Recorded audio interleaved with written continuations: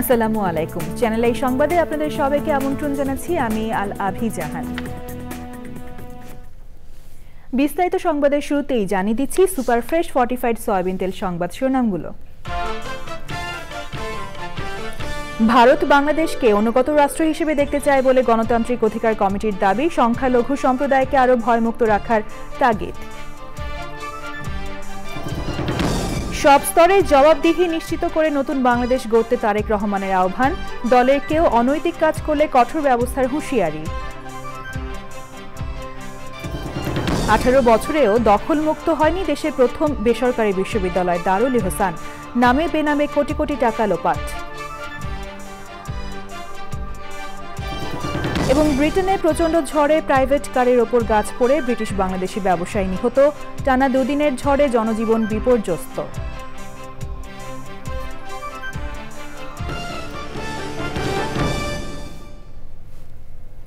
সংবাদ শিরোনামগুলো জানাচ্ছিলাম। এখনকার এই সংবাদ আয়োজন একই সঙ্গে চ্যানেল আই এর ইউটিউব চ্যানেলে এবং চ্যানেল আই এর ওটিটি প্ল্যাটফর্ম আই স্ক্রিনে লাইভ স্ট্রিম হচ্ছে। এবারে বিস্তারিত প্রসঙ্গ। গণতান্ত্রিক অধিকার কমিটির কেন্দ্রীয় নেতা অধ্যাপক আনু মোহাম্মদ বলেছেন, কোনো বন্ধু রাষ্ট্র নয়, ভারত বাংলাদেশকে অনুগত রাষ্ট্র হিসেবে দেখতে চায়। অনুগত অবস্থা থেকে বের হয়ে যাওয়ার আশঙ্কা থেকেই ভারতে অপপ্রচার চলছে বলেও মন্তব্য করেন তিনি। সংখ্যালঘু সম্প্রদায় যেন ভীতির মধ্যে না থাকে, সরকারকে এ উদ্যোগ নেওয়ার আহ্বান জানিয়েছে সমাজতান্ত্রিক ছাত্র ফ্রন্ট।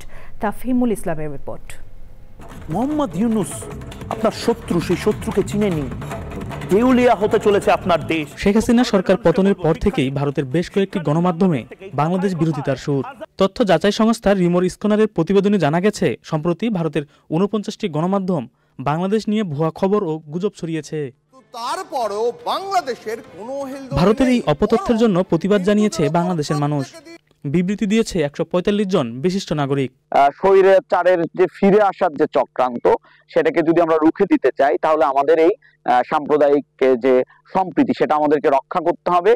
আমরা যাতে কোনো ধরনের সাম্প্রদায়িক উস্কানি, বিভাজনে আমরা যাতে বিভ্রান্ত না হই, এই চক্রান্তে যাতে আমরা সামিল না হই, আমাদের সেই ব্যাপারে তৎপর থাকতে হবে। ভারতের আয়ত্ত থেকে বাইরে বেরিয়ে যাওয়ার আশঙ্কা থেকেই এই অপপ্রচার বলে মনে করেন গণতান্ত্রিক অধিকার কমিটির কেন্দ্রীয় নেতা অধ্যাপক আনু মোহাম্মদ। এই ক্ষিপ্ত হওয়ার কারণটা হচ্ছে, তারা বাংলাদেশকে যেভাবে পেতে চায়, অধস্তন, যে কথা বলবে না কিছু, তারা যা খুশি তাই করবে, সীমান্ত হত্যাকাণ্ড চালাবে, পানি দেবে না, রামপালের মতো প্রকল্প করবে, কিন্তু সরকার তারা যা বলবে সেই কথা মানবে। এবং হাসিনা সরকার সেটাই করেছে। হাসিনা সরকার নিজে ক্ষমতায় টিকে থাকার জন্য ভারত সরকার যা বলেছে তাই করেছে। তো হাসিনা সরকার চলে যাওয়ার পরে তাদের আশঙ্কা যে বাংলাদেশ বোধহয় অধস্তন অবস্থান থেকে বেরিয়ে যাচ্ছে, তাহলে তাদের অর্থনৈতিক, রাজনৈতিক, কৌশলগত অনেক রকম সমস্যা হবে। এই আশঙ্কা থেকে তারা এটা করছে। সংখ্যালঘু সম্প্রদায় যেন সব ধরনের ভীতিমুক্ত থাকে, সেজন্য সরকারকে আরও উদ্যোগ নেওয়ার আহ্বান জানান তারা। তাফহিমুল ইসলাম, চ্যানেল আই, ঢাকা। বিএনপির ভারপ্রাপ্ত চেয়ারম্যান তারেক রহমান বলেছেন, সব স্তরে জবাবদিহি নিশ্চিত হলে জনগণের কাঙ্ক্ষিত নতুন বাংলাদেশ গড়া সম্ভব। সেজন্য জনগণের আস্থা অর্জনে কাজ করতে দলের নেতাকর্মীদের নির্দেশ দিয়েছেন তিনি। শনিবার ফরিদপুরে বিএনপির প্রশিক্ষণ কর্মশালায় তিনি বলেন, দলের কেউ অনৈতিক কাজ করলে তার বিরুদ্ধেও কঠোর হতে হবে। আক্তার হোসেনের রিপোর্ট। রাষ্ট্র সংস্কারে বিএনপির দেয়া 31 দফা প্রস্তাবনা বিষয়ে সারা দেশে ধারাবাহিক প্রশিক্ষণ কর্মশালা করছে বিএনপি। ফরিদপুরে জনসম্পৃক্তি কর্মশালায় অনলাইনে যুক্ত হন দলের ভারপ্রাপ্ত চেয়ারম্যান তারেক রহমান। তিনি বলেন, মানুষের ধ্যান ধারণা পাল্টেছে। আগামীতে রাষ্ট্র ক্ষমতায় যেতে মানুষের আস্থা ধরে রাখতে হবে। ক্ষমতায় গেলে সর্বস্তরে জবাবদিহিতা নিশ্চিত করার কথা বলেন তারেক রহমান। মানুষের কিন্তু এখন চিন্তাধারা পাল্টেছে। এখন কিন্তু মানুষ জানতে চায়, দেখতে চায় যে আপনি বলছেন, আপনি তার জন্য করছেন, তার জন্য আপনি কি করতে চান, কি কি করবেন আপনি, সেটি কিন্তু মানুষ বুঝতে চায়, সেটি মানুষ জানতে চায়। কাজেই আমাদেরকে আমাদের 31 দফার মধ্যে এই কথাগুলোই কম বেশি বলা আছে। আমাদেরকে সেজন্য প্রত্যেকটি শ্রেণী পেশার মানুষের কাছে যেতে হবে। আমরা দেশে একটি জবাবদিহিতার পরিবেশ তৈরি করতে চাইছি। জবাবদিহিতা প্রতিটি পর্যায়ে থাকতে হবে। ইউনিয়ন পরিষদের মেম্বার যেরকম জবাবদিহিতা করবে, প্রধানমন্ত্রীও জবাবদিহিতা করবে। দলের কেউ ভুল করলে সতর্ক ও সংশোধন করার পরামর্শ দেন তারেক রহমান। প্রয়োজনে কঠোর হওয়ার কথাও বলেন তিনি। আমাদেরকে জনগণকে আস্থায় রাখতে হলে অবশ্যই আমাদের মধ্যে কেউ কেউ কিছু কিছু ভুল করছে, সেই ভুলগুলোকে তাদেরকে শুধরে দিতে হবে, অথবা তাদেরকে সতর্ক করতে হবে, তাদেরকে সাবধান করতে হবে। ক্ষেত্র বিশেষে আমাদেরকে আরো কঠোর হতে হবে। দলের পুঁজি হচ্ছে জনগণের আস্থা। জনগণের আস্থা যদি, এই পুঁজি যদি নষ্ট হয়ে, পুঁজি যদি হাত পড়ে, তাহলে কিন্তু সবকিছু নষ্ট হয়ে যাবে। ৩১ দফা নিয়ে প্রান্তিক মানুষের কাছে যেতে নেতাকর্মীদের নির্দেশ দেন তারেক রহমান। পালিয়ে যেতে বাধ্য। Akhtar Hossain, Channel I, Dhaka. ছাত্র জনতার গণ অভ্যুত্থান চলাকালে জুলাইয়ের মাঝামাঝি সময়ে পুলিশের ছোড়া স্প্রিন্টারে চোখ হারিয়েছেন অনেকে। উন্নত চিকিৎসার আশায় ভর্তি হয়ে আছেন রাজধানীর জাতীয় চক্ষু বিজ্ঞান ইনস্টিটিউটে। দেশে যথাযথ চিকিৎসা না থাকায় বিদেশে নিয়ে চিকিৎসা করানোর দাবি তাদের। আলাল আহমেদের ভিডিও চিত্রে লায়লা নওশিনের রিপোর্ট। রাজধানীর তেজগাঁও কলেজের ছাত্র আরিফুল ইসলাম তনয় গত 18 জুলাই রাজধানীর শনিরাখড়ায় পুলিশের ছোড়ে স্প্রিন্টার এসে লাগে আন্দোলনরত তনয়ের চোখে। তখন থেকে দৃষ্টিহীন এক চোখ নিয়ে ভর্তি আছেন জাতীয় চক্ষু বিজ্ঞান ইনস্টিটিউটে। এক চোখের আপনার টোটালি আমি দেখি না, এটাতে আপনার স্প্রিন্টার আছে আমার দুইটা। বাম চোখের এটা বর্তমানে ডাক্তার বলতেছে বাম চোখে দেখার কোনো সম্ভাবনাই নাই, আর এটা হলো আপনার স্টোনায় বসানো আর কি চিন্তা ভাবনা করতেছে যে আপনার পাথরের চোখ বসাবে। একই দিনে যাত্রাবাড়ির সাইনবোর্ড এলাকায় পুলিশের ছড়রা গুলি এসে লাগে পটুয়াখালীর ব্যবসায়ী মোহাম্মদ নূর আলমের চোখে। এখন স্প্রিন্টার নিয়ে অনিশ্চিত এক লড়াইয়ে থাকা এই ব্যবসায়ী জানালেন নানা দাবি দেওয়ার কথা। 6টা গুলি আমার চোখে এখনো আছে, কিন্তু এই বাম চোখের গুলি একটাও বের করতে পারে নাই, আদৌ করতে পারবো না তারা বলছে। আর আমার চেস্টে 1 থেকে 150 প্লেট এখনো আছে, যা স্প্রিন্টার যেটা ওই প্লেটগুলো এখনো বের করা হয়নি। এমনকি আমার প্রাইভেট জায়গা, যেখানে প্রাইভেট জায়গা সেখানেও আমার স্প্রিন্টার ওখানেও লাগছে, ওগুলো এখন পর্যন্ত বের করা হয় না। এখন পর্যন্ত হসপিটাল আছে, কারণ কি বাইরের কথা বলে বারবার যে বাইরে গেলে আপনাদের সুচিকিৎসার ব্যবস্থা করা হচ্ছে আপনাদের জন্য, এই সমস্ত আশা নিয়ে। আহতদের উন্নত চিকিৎসার জন্য বিদেশে নেয়ার বিষয়টি পুরোটাই মেডিকেল বোর্ডের সিদ্ধান্তের ওপর নির্ভরশীল বলে জানান দায়িত্বরত ছাত্র প্রতিনিধি। একটা পেশেন্ট যাদেরকে ডাক্তাররা মনে করেন যে ফরেন ট্রিটমেন্ট দরকার, তাদেরকে নিয়ে মেডিকেল বোর্ড হয়। এখন এই মেডিকেল বোর্ডে যে স্পেশালিস্ট ডাক্তাররা থাকে, তারা যদি অ্যাপ্রুভ করে বা তাদের যদি মনে হয় যে এই পেশেন্টটাকে বাইরে পাঠালে আউটকাম পজিটিভ আসবে, সেক্ষেত্রে শুধুমাত্র তাদেরকে বাইরে অ্যাপ্রুভ করা হয়। চোখ হারানো এই আহতদের প্রত্যাশা বিপ্লবের সৈনিক হিসেবে যথাযোগ্য মর্যাদা ও উন্নত চিকিৎসার। Laila Nowshin, channel I, Dhaka. গত 18 বছরেও দখলমুক্ত হয়নি দেশের প্রথম বেসরকারি বিশ্ববিদ্যালয় দারুল ইহসান। আর এই কারণে শত শত কোটি টাকার জমিদাতা ও বিশ্ববিদ্যালয়ের প্রতিষ্ঠাতা অধ্যাপক ডক্টর সৈয়দ আলী আশরাফের স্বপ্ন বাস্তবায়িত হলো না এখনো। নামে বেনামে লোপাট হচ্ছে বিশ্ববিদ্যালয়ের কোটি কোটি টাকা। মোস্তফা মল্লিকের রিপোর্ট। ইসলামাবাদ, জাকার্তা ও কায়রোতে পরপর কয়েক বছরের বিশ্ব মুসলিম মনীষী সম্মেলনে দারুল ইহসান বিশ্ববিদ্যালয় প্রতিষ্ঠার সিদ্ধান্ত হয়। ভিন্নধারার বিশ্ববিদ্যালয় হিসেবে প্রতিষ্ঠার শুরুতেই পরিচিতি পায় এই বিশ্ববিদ্যালয়। Higher education on the basis of principles of holy Quran and Sunnah, এই মূলনীতির ভিত্তিতে এটি প্রতিষ্ঠার দায়িত্ব পান ইসলামী চিন্তাবিদ অধ্যাপক সৈয়দ আলী আশরাফ। 1986 সালে 6 সদস্যের দারুল ইহসান ট্রাস্ট গঠন করেন তিনি। সাভারের গণকবাড়িতে নিজের 13 একর জমি দান করে দেন বিশ্ববিদ্যালয়কে। নিজের থাকার অংশটুকু বাদে ধানমন্ডির 9A রোডের 21 নম্বর প্লটের নিজের 2টো বাড়িও দান করেন। 1993 সালে সরকারি অনুমোদন পায় বিশ্ববিদ্যালয়টি, কিন্তু 2006 সালে বিশ্ববিদ্যালয়ের সম্পত্তিতে ভাগ বসাতে আসে প্রভাবশালী একটি রাজনৈতিক মহল। এশারফ হোসেন নামে এক ব্যক্তি সে দুর্নীতি করেছিল, এই জন্য তাকে বিতাড়িত করা হয়েছিল। সে করল কি, 2006 সালে এই দারুল ইহসান ট্রাস্টের রেজিস্ট্রেশন ক্যান্সেল করবার জন্য একটি মামলা করলো সহকারী জজের আদালতে ঢাকাতে। সে রেজিস্ট্রেশন স্থগিত করবার জন্য আর একটা দরখাস্ত করলো, কিন্তু কোর্ট রেজিস্ট্রেশন স্থগিত করলো না, রেজিস্ট্রেশন চললো। প্রতিষ্ঠাতা সৈয়দ আলী আশরাফের মৃত্যুর পর বাধাগ্রস্ত হতে থাকে শিক্ষা কার্যক্রম। বিশ্ববিদ্যালয় মঞ্জুরি কমিশন থেকেও আসে নিষেধাজ্ঞা। ভিত্তিহীন মামলাগুলো আদালতে বাতিল হলেও আজও সম্পত্তি বুঝে পায়নি ট্রাস্টি বোর্ড। সম্প্রতি ঢাকার পুলিশ সুপার ও সাভার উপজেলা নির্বাহী কর্মকর্তাকে প্রয়োজনীয় ব্যবস্থা নিতে চিঠি দিয়েছে ঢাকা জেলা প্রশাসক কার্যালয়। আমাদের তো বৈধ কমিটি, আমি বৈধ চেয়ারম্যান, কোর্ট অর্ডার দিয়েছে, কিন্তু আইন শৃঙ্খলা বাহিনীও আসছে না, করছে না। তো আমরা তো এই ডাকাতের মতো জোর জবরদস্তি করে ঢুকতে চাই না। তাদের মাছের বাজার, তরকারির বাজার, এগুলো হলেই যথেষ্ট, লেখাপড়ার তো দরকার নেই তাদের। ট্রাস্টি দাবিদারদের বিরুদ্ধে হাজার হাজার জাল সার্টিফিকেট বিক্রি করে শিক্ষার্থীদের জীবন ধ্বংস করে দেওয়ারও অভিযোগ তাঁর। অনেক মানে হাজার হাজার হাজার হাজার লাখ, 3টে ইউনিভার্সিটি অল্প আয়াসে লেখাপড়া না করে সার্টিফিকেট নিয়েছে, তাদের পয়সা দিয়ে সার্টিফিকেট নিয়েছে, কোটি কোটি টাকা তারা আয় করেছে। তবে ট্রাস্টের দাবিদার অন্য একটি পক্ষ বলছে তারাই বৈধ। শহীদ আলিয়ার শাহ মৃত্যু পর্যন্ত আসিল 9 জন, এটা বাড়তে বাড়তে 26 জনে পৌঁছাইছে। কেমন এই 26 জনের মধ্যে এই ফয়জল কবির যে এখন রাস্তায় দাঁড়ায় আছে উনি একজন। 26 জনের যে বডি কন্টিনিউ করছিল, সেই বডি এইটার বিরুদ্ধে একটা কেস করছে কমিটির ব্যাপারে। আমার তো কমিটি নিয়ে তো সমস্যা। আচ্ছা, জারেসান ইউনিভার্সিটি তো 2016 সালে বন্ধ হয়ে গেছে, বন্ধই আছে, এটা এখন আমরা কেউ খুলি নাই। ইন দি মিনটাইম উনি যেহেতু একটা নতুন কমিটি করার জন্য দরখাস্ত দিয়েছে, সেই দরখাস্তের বিরুদ্ধে আমরা আপিল করছে। আপিলে তার এই কমিটিটাকে স্টে করে দিয়েছে till disposal of the case. কেমন তো এই অবস্থায় ওনার তো এখানে আসা, এখানে করা, আর 3 জন থাকে। 3 জনের মধ্যে আমি একজন, তারেক সাহেব বলে একজন, আর ফয়জল কবির একজন। তখন ফয়জল কবির একাই আমাদের সাথে লড়ছে। গণকবাড়ির ক্যাম্পাসে গিয়ে দেখা যায় বিশ্ববিদ্যালয় ক্যাম্পাসের বড় একটি অংশ কাপড়ের গোডাউন হিসেবে ভাড়া দেয়া হয়েছে। Mustafa Mallik, Channel I, Savar, Dhaka. টানা 2 দিন ব্রিটেন জুড়ে প্রচণ্ড ঝড় বয়ে যাচ্ছে, জনজীবন বিপর্যস্ত হয়ে পড়েছে। ঝড়ে গাছ উপড়ে একটি প্রাইভেট কারের ওপর পড়ে এক ব্রিটিশ বাংলাদেশি ব্যবসায়ী নিহত হয়েছেন।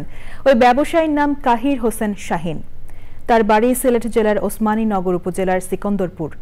শনিবার বিকেল 3টার দিকে বার্মিংহামের সাটন কোফিল্ডের কাছে শাহিনের চলন্ত গাড়ির ওপর বিশাল একটি গাছ উপড়ে পড়ে। এতে ঘটনাস্থলেই তার মৃত্যু হয়।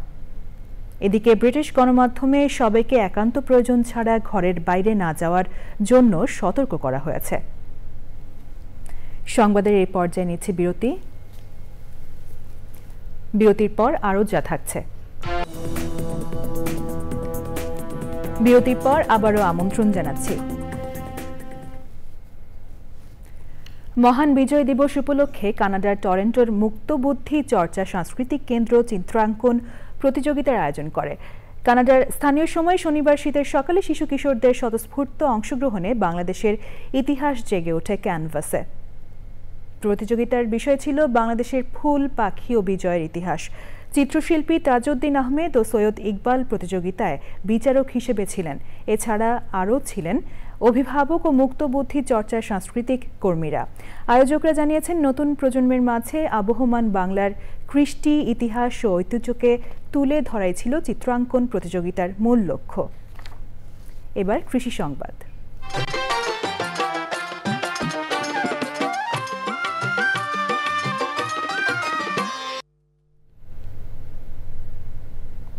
মুন্সিগঞ্জের বিস্তীর্ণ জমিতে চলছে আলু রোপণ।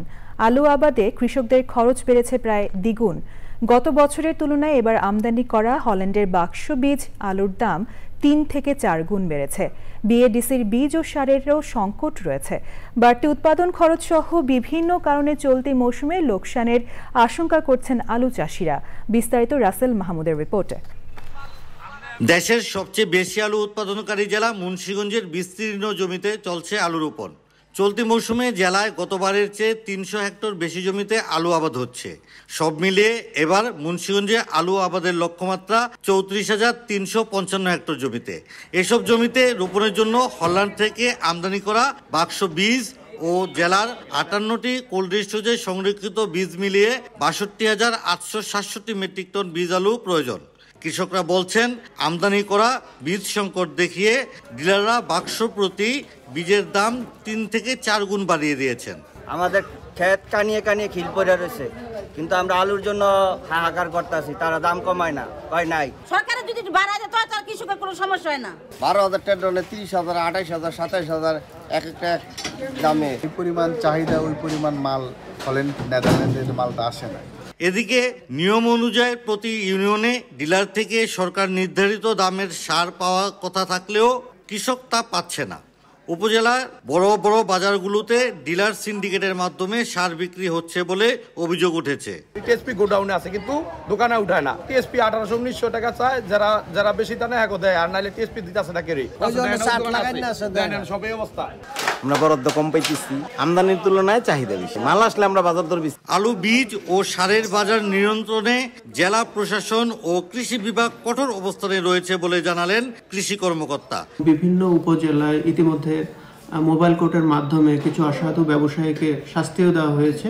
মাঠ পর্যায়ে উপসহকারী কৃষি কর্মকর্তাগণ আছেন, তাদেরকে বলা আছে কোনো অভিযোগ পেলেই সাথে সাথে আমরা ব্যবস্থা নেব। গত বছর ঘূর্ণিঝড়ের আঘাতে ক্ষয়ক্ষতির শিকার হন কৃষক। এবছরেও নিম্নচাপের আশঙ্কায় নির্ধারিত সময় থেকে আলু রোপণ পিছিয়ে যায় প্রায় 15 দিন। Rasel Mahmud, Channel I, Munshiganj. এবার দেখবেন প্রকৃতি সংবাদ।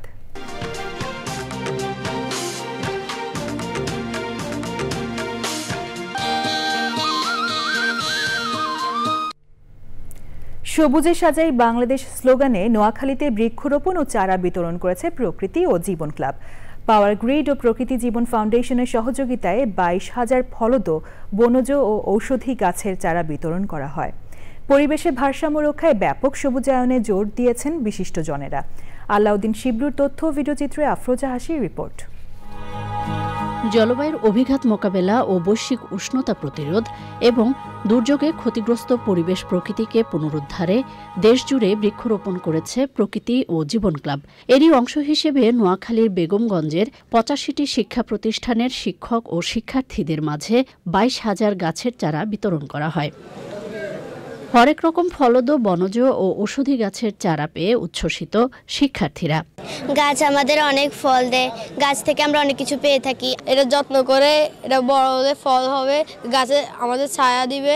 আমি একটা নারকেল গাছ পেয়েছি, আমি বাসায় নিয়ে বাড়ির উঠানে লাগাবো। বড় হয়ে এটা আমাদেরকে ফল দিবে, আলো বাতাস দিবে, ছায়া দিবে। গাছ আমাদেরকে অক্সিজেন দেয়, পরিবেশ বান্ধব, ছায়া দেয়। প্রকৃতি ও জীবন ক্লাবের এমন উদ্যোগ মলিন প্রকৃতিতে প্রাণ ফেরানোর যাত্রায় গতি আনবে প্রত্যাশা বিশিষ্টজনদের। প্রকৃতি ও জীবন নামে যে একটা তাদের প্রোগ্রাম আছে, ক্লাব আছে, তার উদ্যোগে তারা কিন্তু এগুলো ভালো কাজগুলো মানুষের সামনে প্রচার করছে। আমরা মনে করি যে বেগমগঞ্জ থেকে যে বিশ্বের যে বৈশ্বিক উষ্ণতা হচ্ছে, এটা কিছুটা হলেও এই গাছের মাধ্যমে লাঘব হবে। সমস্ত দুর্যোগ থেকে আমরা গাছের মাধ্যমেই আসলে ম্যাক্সিমাম রক্ষা পাই এবং এই কারণেই গাছের গুরুত্ব ব্যক্তি পর্যায়ে, সামাজিক পর্যায়ে, সকল পর্যায়ে, জাতীয় পর্যায়ে অপরিসীম। সবুজে সাজায় বাংলাদেশ এই স্লোগান নিয়ে চ্যানেল আইয়ের প্রকৃতি ও জীবন ক্লাবটি যে আয়োজন করেছে, যে উদ্যোগ নিয়েছে, অবশ্যই এটাকে আমরা সাধুবাদ দিচ্ছি, ধন্যবাদ দিচ্ছি।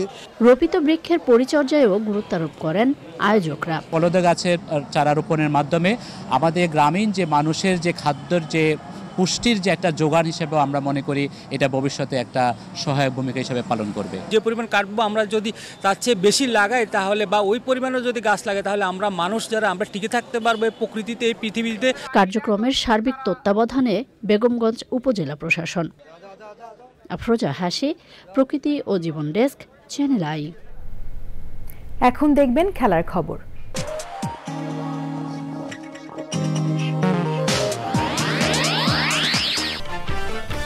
ভারত বাংলাদেশকে অনুগত রাষ্ট্র হিসেবে দেখতে চায় বলে গণতান্ত্রিক অধিকার কমিটির দাবি। সংখ্যালঘু সম্প্রদায়কে আরো ভয়মুক্ত রাখার তাগিদ। সব স্তরের জবাবদিহি নিশ্চিত করে নতুন বাংলাদেশ গড়তে তারেক রহমানের আহ্বান। দলের কেউ অনৈতিক কাজ করলে কঠোর ব্যবস্থার হুঁশিয়ারি। 18 বছরেও দখলমুক্ত হয়নি দেশের প্রথম বেসরকারি বিশ্ববিদ্যালয় দারুল ইহসান। নামে বেনামে কোটি কোটি টাকা লোপাট। এবং ব্রিটেনে প্রচণ্ড ঝড়ে প্রাইভেট কারের ওপর গাছ পড়ে ব্রিটিশ বাংলাদেশি ব্যবসায়ী নিহত। টানা 2 দিনের ঝড়ে জনজীবন বিপর্যস্ত।